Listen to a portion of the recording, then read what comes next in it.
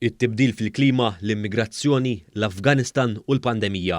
Dawn kienu t-temi ewlenin li sawru d-diskors tal-Prim Ministru Robert Abela waqt li kienet jindirizza s-summit tal-EUMED9 fil-Kapitali Griega Ateni. L-EUMED9 ilaqqa flimkien il-pajjiżi tal-Mediterran li jinsabu fl-Unjoni Ewropea sabiex jiddiskutu affarijiet reġjonali. Hawn il-Prim Ministru tkellem dwar it-tibdil fil-klima e kif sostna lill-Mediterran huwa climate change hotspot.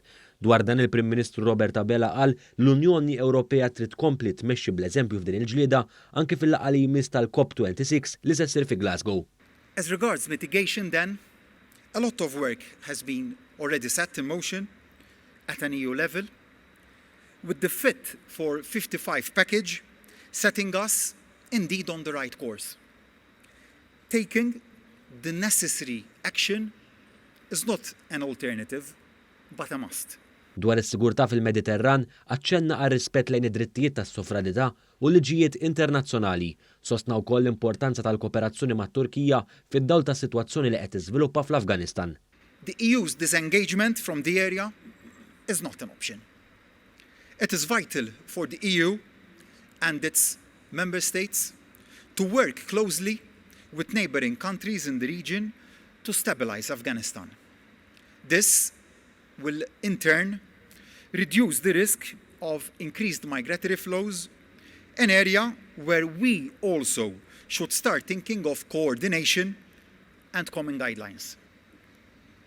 Malta's contribution to this effort may be small and limited in certain aspects, but our political will and commitment to the cause are strong and significant. Il-Prim Ministru aċċenna wkoll għall-kriżi tal-immigrazzjoni u rimarka l-ħidma ta' Malta anke flimkien mal-Libja li qed wassal għal riżultat mill-aqwa f'dan ir-rigward. Let us engage with Libya at an economic level. Let us give business opportunities to Libya. Let us discuss investment with Libya. Let us not think of Libya as just a source of irregular migration, because it is not.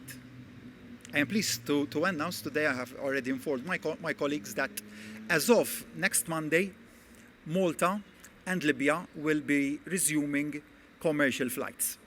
Dr. Abela temm id-diskors tiegħu jitkellem dwar il-pandemija tal-COVID-19, tenna kif id-direzzjoni li ħadet l-Unjoni Ewropea biex tiġġieled din il-pandemija kienet strumentali.